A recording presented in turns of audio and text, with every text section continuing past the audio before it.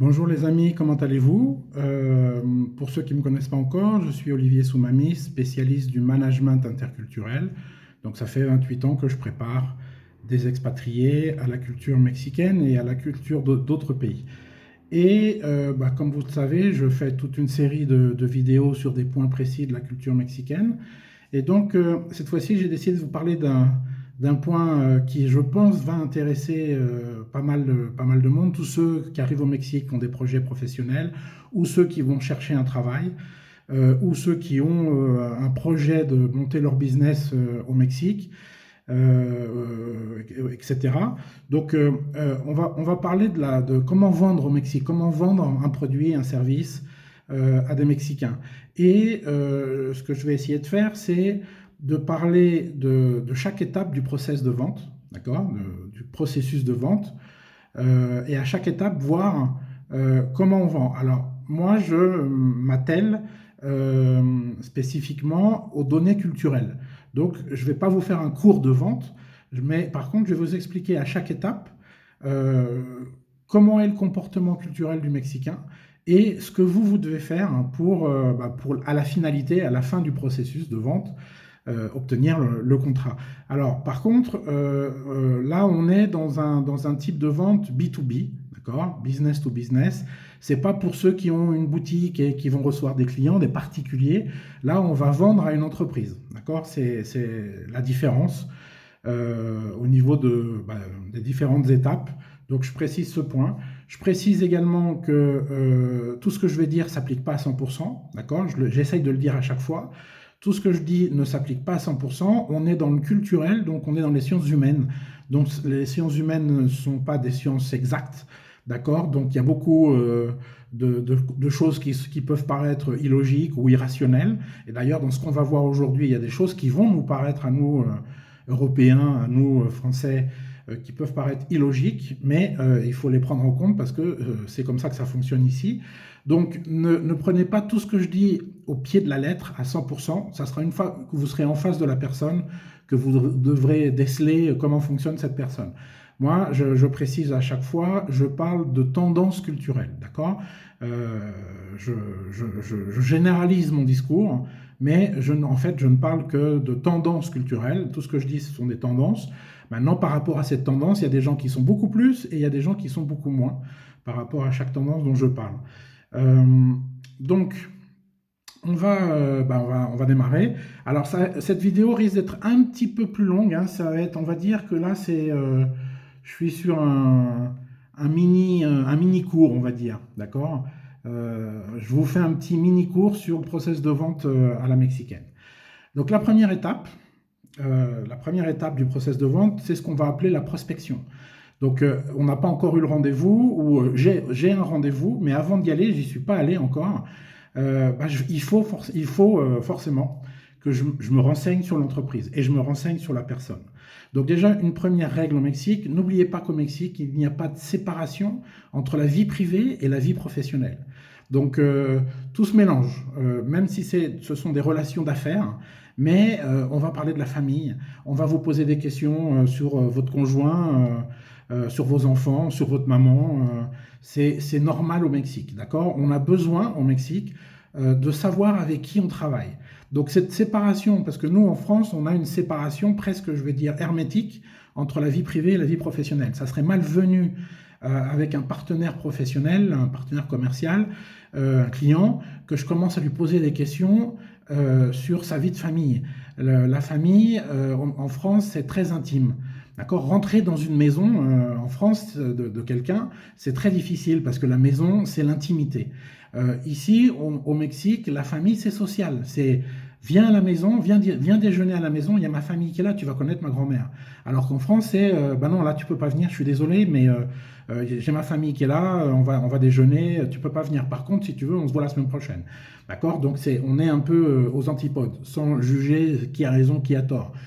C'est ni mieux ni moins bien, c'est différent. D'accord. Ce qui est important, c'est de comprendre le contexte culturel dans lequel on arrive. Et donc, pour tous les Français francophones qui arrivent au Mexique, il faut que vous compreniez que ça fonctionne un peu différemment qu'en France, en tout cas. Donc, il faut aller chercher de l'information. Donc je vais me renseigner sur l'entreprise. Alors si c'est une PME, peut-être que c'est le grand-père qui a créé l'entreprise. Se renseigner sur les succès, il va falloir positiver le discours. En fait, cette première étape, elle permet de préparer la deuxième, qui va être le rendez-vous. Donc, connaître l'histoire de l'entreprise, connaître l'histoire de la famille. Souvent, oui, là, comme je vous disais, hein, c'est le grand-père qui a créé, le père a repris, puis là maintenant, c'est le petit-fils qui continue, qui développe, enfin, qui travaille avec le père. C'est peut-être lui qui développe l'international, par exemple, ça se passe souvent comme ça. Donc connaître les succès de l'entreprise, qu'est-ce qu'elle a réussi, etc. Parce qu'il va falloir valoriser, il va falloir positiver lorsqu'on sera en face de l'autre. Donc lire un maximum sur le contexte de l'entreprise, ses succès, ses nouveaux produits, etc. Et donc, comme je vous disais, c'est une étape qui se fait chez vous. Là, c'est de la recherche Internet et qui prépare la deuxième étape. Et donc cette deuxième étape, alors ce que je précise hein, pour cette première étape de prospection, c'est aller chercher aussi de l'information sur la personne avec qui vous allez avoir rendez-vous. Alors LinkedIn, etc. Mais plus vous aurez d'informations, la famille, s'il est marié ou elle est mariée, les enfants, est-ce qu'il a des activités, ah bah tiens, il joue au golf, moi aussi, ça va être peut-être un élément qui peut nous servir pour créer la confiance, etc. Ce qui est très important, ce qu'il faut comprendre au Mexique, c'est le Mexicain, il a besoin de savoir avec qui il va travailler, donc il a besoin de vous connaître. Avant de prendre une décision, si on bosse ensemble ou pas, d'abord il faut vous connaître. Et le fait de se connaître personnellement, ça génère, alors ça ne veut pas dire qu'on devient ami, hein, mais il faut générer de la confiance. Et la confiance au Mexique, professionnelle, elle va se générer d'abord sur la personne que j'ai en face. D'accord? Donc, c'est par de l'information d'ordre privé, alors pas intime, bien évidemment, on met des limites, mais d'ordre privé, que je vais passer à la deuxième étape qui va me permettre d'ouvrir la porte pour parler de mon business, pour parler de mon produit, pour parler de mon service. Mais d'abord, avant que je puisse parler de mon produit, d'abord, le Mexicain, il veut savoir qui on est. Donc, on va aller déjeuner ensemble. Et le premier déjeuner, c'est pas pour parler d'affaires. Le premier déjeuner, c'est pour se connaître. Donc, on va parler d'économie mondiale. Il y a les élections là en ce moment. Donc, on va parler un petit peu politique d'une façon superficielle. On va parler de football, on va parler de femmes, on va parler d'économie mondiale, etc., etc. On va parler de tout. Ça, c'est pour bien se connaître. Donc là, il faut pas avoir l'impression qu'on perd du temps, parce que quand vous êtes en train de parler du PSG ou de l'OM de Marseille ou de la guerre en Ukraine, vous êtes dans le processus de négociation. Sauf qu'il y a des pays, comme les pays anglo-saxons, où la personne que j'ai en face de moi, elle ne m'intéresse pas. Je ne veux pas savoir si elle a une grand-mère ou ça ne m'intéresse pas. Ce qui m'intéresse, c'est son produit. Alors qu'ici au Mexique, c'est d'abord la personne, et une fois que je me sens en confiance avec cette personne, le deuxième rendez-vous, on va parler du produit. Mais d'abord, il faut apprendre à se connaître. D'accord? Donc, ça veut dire que vous, il faut que vous soyez ouvert et que vous laissiez rentrer le Mexicain avec ses questions un peu dans votre, entre guillemets, dans votre intimité. Et puis également, il va falloir aussi que vous montriez un intérêt par rapport à cette personne, que vous aussi, vous posiez des questions sur la famille, etc. Donc, beaucoup disent « Ah, mais attends, moi, je ne suis pas venu ici pour parler de ma grand-mère, j'ai pas de temps à perdre. » Non, quand vous parlez de votre grand-mère, vous êtes dans le processus de négociation. D'accord? Donc, ça, c'est important. Donc, la deuxième étape, c'est le premier contact. Donc là, ça y est, on est dans le bureau de la personne. Donc déjà, ce que je conseille toujours, c'est observer le bureau. Dans le bureau, forcément, il y a des photos. Donc là, vous allez savoir, vous allez avoir plus d'informations, les enfants, le conjoint, peut-être le sport, c'est un golfeur, donc il y aura une photo où il sera sur un parcours de golf, etc. Donc tout ça, c'est de l'information qui va vous servir pour alimenter la discussion, d'accord? Et n'oubliez pas un point également très important, c'est que ce premier rendez-vous, c'est 80% de la vente. C'est-à-dire que c'est là où justement on va apprendre à se connaître. C'est le premier rendez-vous. Il va peut-être vous inviter à déjeuner. Allez-y et parlez de vous-même, parlez de la famille, etc.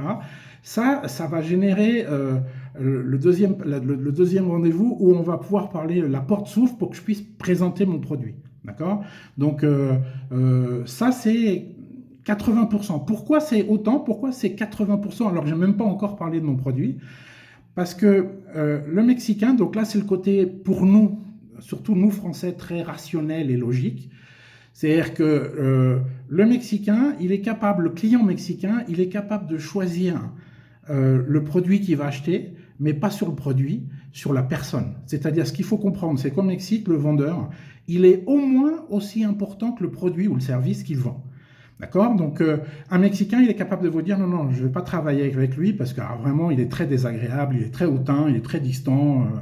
J'ai pas envie de bosser avec lui. Alors que c'est le leader mondial, il a le meilleur produit du monde, mais il bossera pas avec lui, il n'achètera pas le produit parce que le vendeur, comme disent les Mexicains, me cayó muy mal.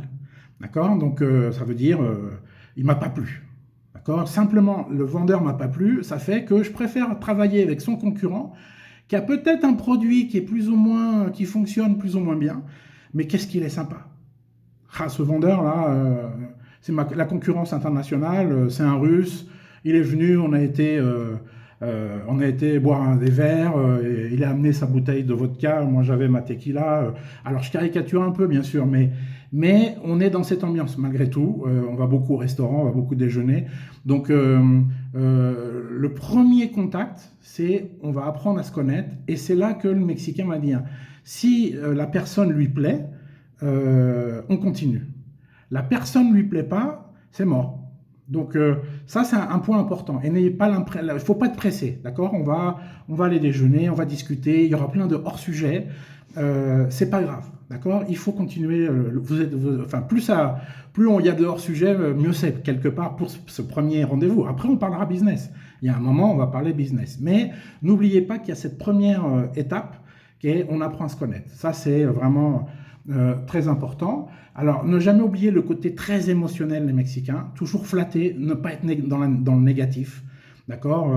Bien penser ses arguments, pas arriver ah, ça vous plaît le Mexique? Forcément, il y aura cette question, alors le Mexique, ça vous plaît? Bon, pas commencer à dire, ah là, ouais, c'est vachement dangereux, et les embouteillages à Mexico, c'est l'enfer, un peu à la française. Non, à la française, nous, on est toujours très orientés sur les arguments négatifs. Non, là, vous allez tout positiver. Il y a plein de choses à positiver au Mexique. Donc, ne jamais oublier le côté émotionnel. D'accord? Ça, c'est important parce que si vous les vexez, là aussi, vous perdez votre business. D'accord? Donc, ça, c'est important. Donc, encore une fois, ce premier rendez-vous, c'est générer la confiance. Et la confiance au Mexique, elle se génère par de l'information d'ordre privé, d'accord? Ça, c'est le but. Donc, faut pas être trop pressé. De toute façon, c'est une règle au Mexique. Tout est plus long et tout est plus lent, d'accord? Donc, faut pas être pressé. Les choses se font, mais voilà, il y a ces étapes qu'il faut prendre. Et les décisions au Mexique, elles sont souvent émotionnelles. C'est-à-dire que si vous rentrez dans le vif du sujet, voilà mon produit, et que vous commencez avec des arguments techniques par rapport à votre produit, et que vous avez voulu zapper cette étape, non, ça ne marchera pas. C'est-à-dire d'abord, on va parler du produit. Quand on en est à parler du produit, c'est que le client, il vous aime bien. D'accord? C'est le côté émotionnel. Donc, il ne faut pas vouloir le zapper pour gagner du temps parce que vous allez perdre du temps. D'accord? Donc, on perd du temps au début, mais après, ça va beaucoup plus vite parce que justement, on a su générer la confiance. Donc, ça, c'est important. Et puis, faut toujours profiter d'être étranger au Mexique. C'est-à-dire qu'au Mexique, être étranger, c'est un plus. Donc, dans votre présentation, quand vous arrivez, n'hésitez pas, enfin moi c'est ce que je fais, hein, à chaque fois que j'ai un rendez-vous, dans les 2 minutes, quand je me présente, j'ai dit que j'étais français. Alors sur un ton humoristique, hein, je leur dis toujours par exemple, soy français, nadie es perfecto, d'accord, je suis français, personne n'est parfait, et ça les fait rire. Mais j'ai quand même lancé le missile, j'ai quand même dit que j'étais français, et ça, être français, alors pour les Français, n'hésitez pas à le dire, mais sans l'arrogance qui va souvent avec, d'accord, sans l'arrogance, Mais par contre, sur un ton humoristique, etc., déjà, la première impression est bonne. Ça ne veut pas dire que vous allez signer le contrat, mais le fait que vous soyez français ou que vous soyez étranger en général, hop, ça y est, la première impression est bonne. D'accord? C'est plus dur pour les Mexicains entre eux. Il y a beaucoup ils sont pas il n'y a pas de confiance entre eux. D'accord? Ils ont toujours l'impression qu'ils vont se trahir, qu'il y aura un coup de couteau dans le dos, etc. Là où un étranger, c'est plus, voilà, c'est le stéréotype, hein, parce que c'est pas vrai non plus à 100%, bien évidemment, mais le stéréotype, c'est il est sérieux, il est fiable, parce qu'il est étranger, d'accord? Donc n'hésitez pas à le dire, mais sans arrogance, parce que là aussi, on risque de vexer si on commence à être dans l'arrogance. Donc ça, c'est le premier contact. La troisième étape, c'est l'évaluation, d'accord? Donc là, c'est le moment où il faut écouter le client. D'accord? Il va vous dire ce qu'il a besoin, il va vous expliquer sa problématique, son contexte et puis ses besoins. Donc là, il faut l'écouter, mais souvent, c'est pas vrai à 100%, mais le client mexicain, il est toujours très dans le superficiel, on ne va jamais à fond dans les choses, comme nous, on aime. D'accord? Donc, il y a des choses qui ne vous disent pas tout. Qui restent encore une fois dans ce superficiel. Donc il faut savoir poser les questions, d'accord? Il faut aller chercher l'information avec les Mexicains. Il faut, comme on dit en France, il faut tirer les vers du nez. Donc il faut aller chercher l'information. Donc c'est dans cette troisième étape qui est l'évaluation, c'est là où, on écoute bien sûr, mais il faut savoir poser les bonnes questions dont on a besoin pour avoir l'information, pour pouvoir faire la propale, la proposition qu'on va faire derrière. Donc poser les bonnes questions, avoir toute l'information dont on a besoin, et puis toujours se méfier au Mexique de l'enthousiasme naturel des Mexicains. C'est-à-dire que les Mexicains sont toujours très enthousiastes, très positifs, c'est génial, c'est super, on va travailler ensemble, je connais le fils du gouverneur, il va investir, enfin bon, c'est toujours un peu exubérant. Il faut ne pas se laisser embarquer dans cet enthousiasme naturel et spontané des Mexicains. Il faut rester les pieds sur terre. D'accord, essayer de rester les pieds sur terre, ne pas être dans ce négativisme forcené français, franco-français. Il faut toujours le sourire, toujours positif, mais on est conscient que bon, faut faire quand même attention. Donc ça, voilà, ça c'est la phase, on écoute, on pose les questions. Donc là, il faut les avoir préparées, ces questions. Quelle information moi j'ai besoin pour pouvoir faire une proposition qui est intéressante. Donc là, on est dans la quatrième phase. Donc là, on est dans la phase où on a fait la proposition. Et alors, l'erreur que beaucoup font, c'est on a fait la proposition et puis on l'envoie. Et puis on attend qu'ils nous disent si oui ou non, si ça l'intéresse ou non, ou s'il veut qu'on modifie quelque chose. Moi, je conseille, alors bien sûr pour ceux qui sont sur place, hein, tout ça c'est pour tous les étrangers, les francophones, français francophones qui s'installent au Mexique. Donc vous êtes sur place. Donc si vous êtes sur place, n'envoyez pas votre proposition, parce que là, vous perdez le contrôle. Vous donnez le contrôle aux Mexicains et là, la réponse sera très longue à venir. Peut-être qu'il y a justement cet enthousiasme qu'il a eu dans l'étape antérieure. Vous êtes sorti du rendez-vous en vous disant bon super, c'est fait, ça y est, je vais signer mon premier contrat. Et c'est pas parce qu'il a dit oui. N'oubliez pas qu'on dit jamais non au Mexique. Donc ça veut dire si on ne dit pas non, ça veut dire qu'on dit oui. Donc faites attention à tout ça.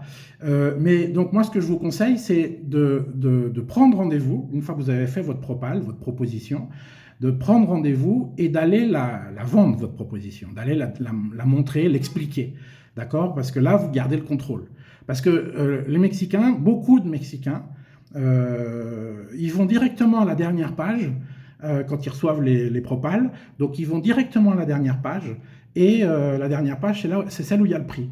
Ils n'ont pas lu tout ce que vous expliquez, d'accord? Ils ne savent pas vraiment en fait ce qu'ils achètent, mais ils voient le prix. Et ils vont comparer avec le prix de vos concurrents. Et souvent, malheureusement, ils vont aller au moins cher. Donc, moi, ce que je conseille toujours, et ce que moi, j'essaye de faire, c'est pas toujours possible, mais j'essaye de faire le plus possible, c'est d'aller présenter ma propale et d'argumenter. J'arrive au prix à la fin, mais je vais argumenter, je vais lui expliquer tout ce que je suis en train de lui vendre, d'accord? Donc, ce qui justifie le prix, qui est peut-être un peu plus cher, mais voilà, c'est ce qui justifie mon prix.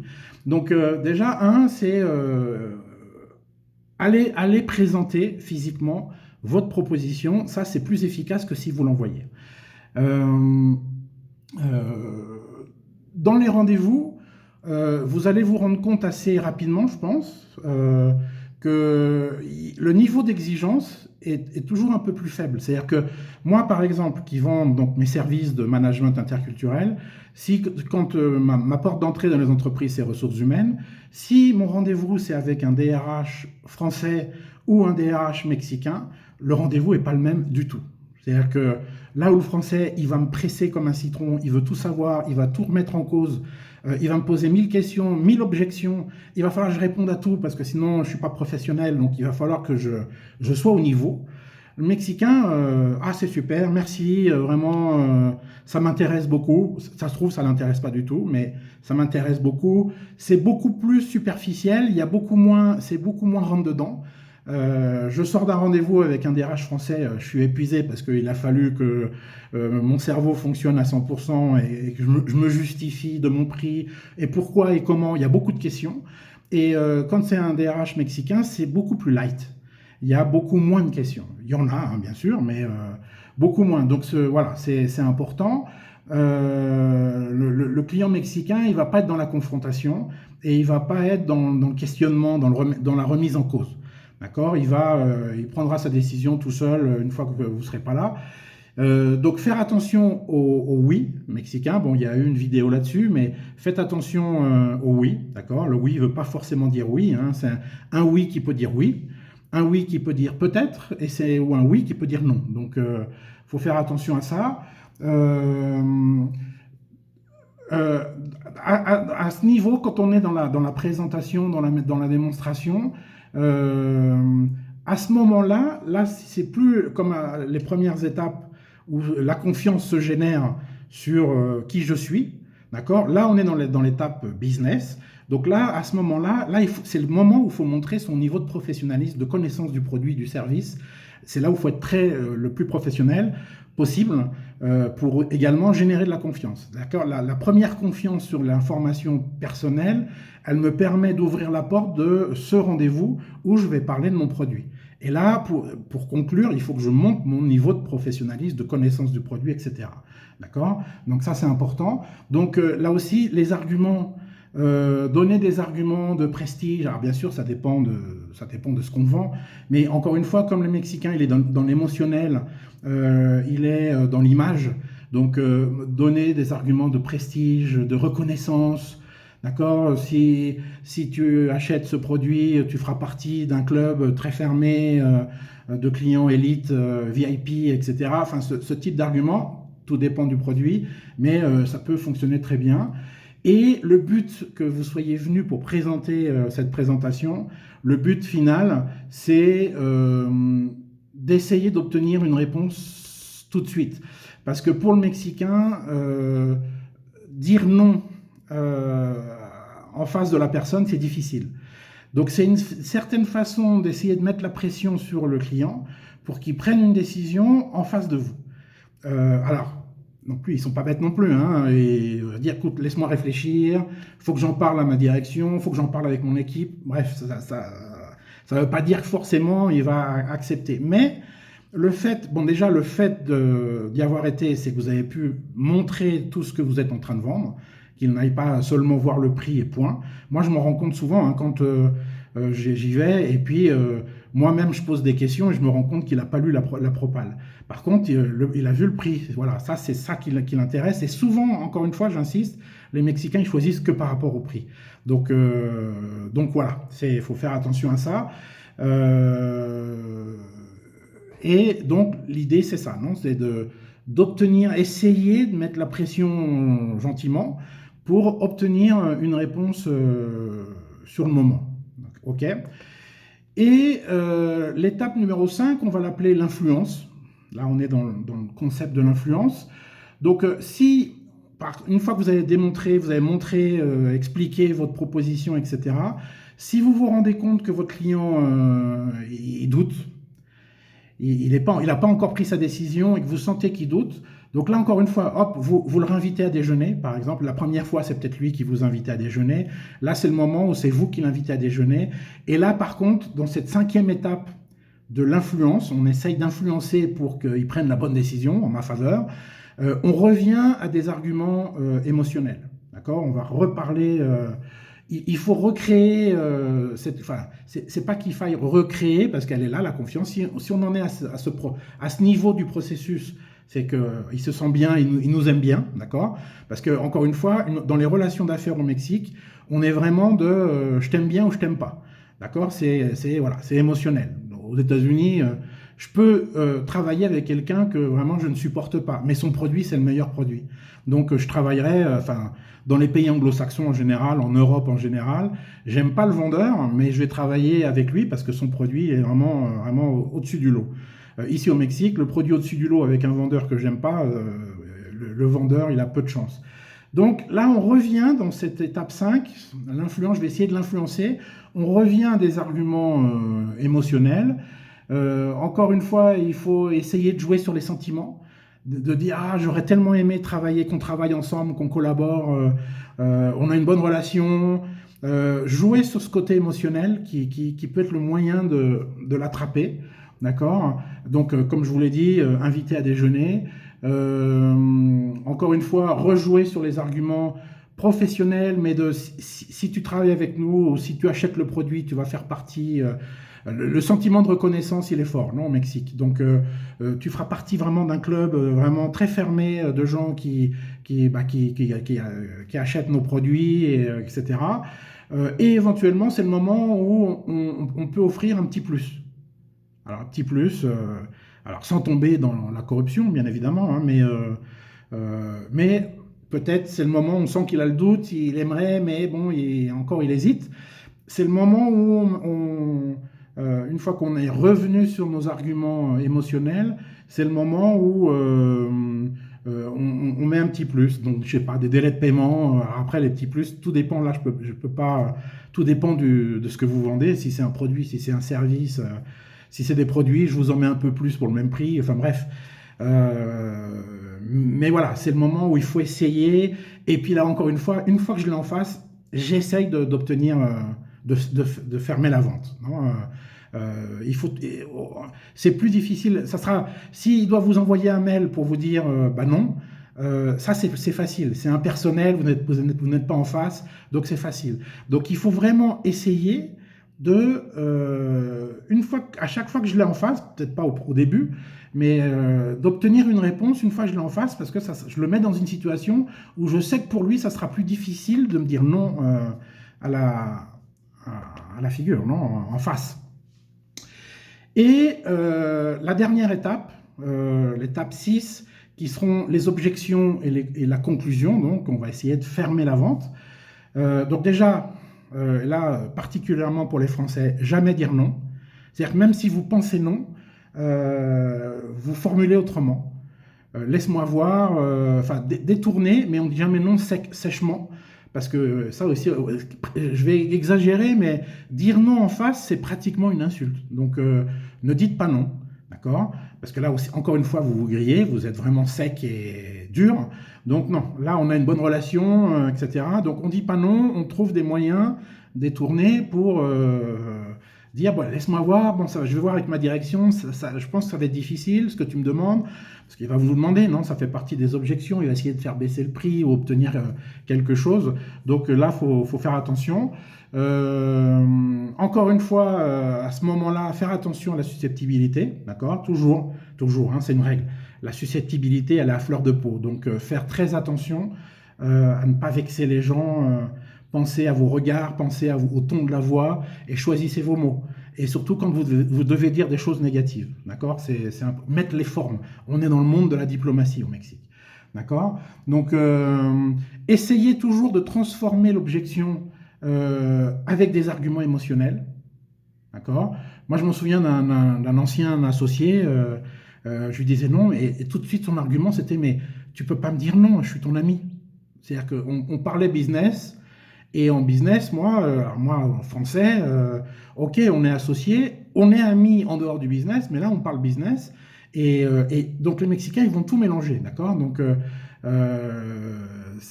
voilà, c'est donc toujours essayer d'avoir des arguments à l'envers, dans l'autre sens, c'est vous qui allez profiter de ce côté émotionnel des Mexicains pour le mettre peut-être un peu mal à l'aise s'il doit vous dire non. Et donc essayer de voilà, je pense que c'est une bonne tactique, on peut dire. Euh,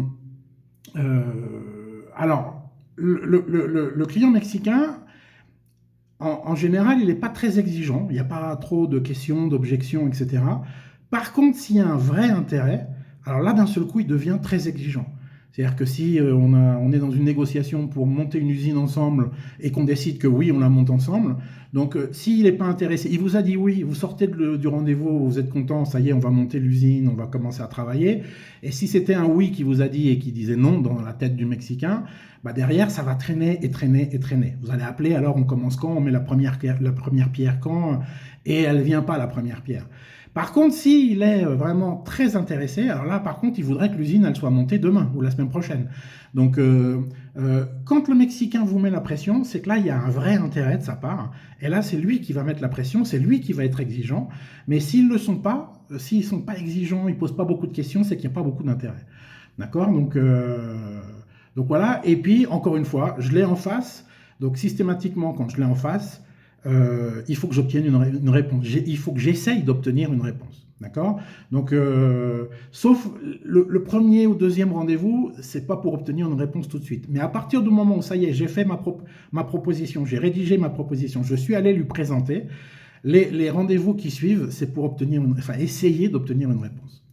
Donc voilà, cette vidéo est un petit peu plus longue que les autres, mais là c'était un mini cours très rapide sur comment essayer de vendre aux Mexicains. Enfin, pas essayer, hein, comment vendre aux Mexicains, mais j'essaye toujours de me focaliser sur les données culturelles. Donc voilà, j'espère que cette vidéo va vous servir, parce que je sais qu'il y en a beaucoup qui doivent vendre des produits, des services, des appartements. Pareil, hein, pour des appartements, vous avez des clients qui ne sont pas des entreprises, ce sont des particuliers. Là aussi, n'oubliez jamais le côté, le côté émotionnel. Deux, ne vous laissez pas embarquer par l'enthousiasme des gens. C'est pas parce qu'ils sont super enthousiastes que ça y est, c'est fait. Et faites attention au oui, qui peut vouloir dire non. D'accord? Donc voilà. Bon, j'espère que ça vous servira. Laissez vos commentaires, rédigez vos expériences. Je pense qu'il y a beaucoup de gens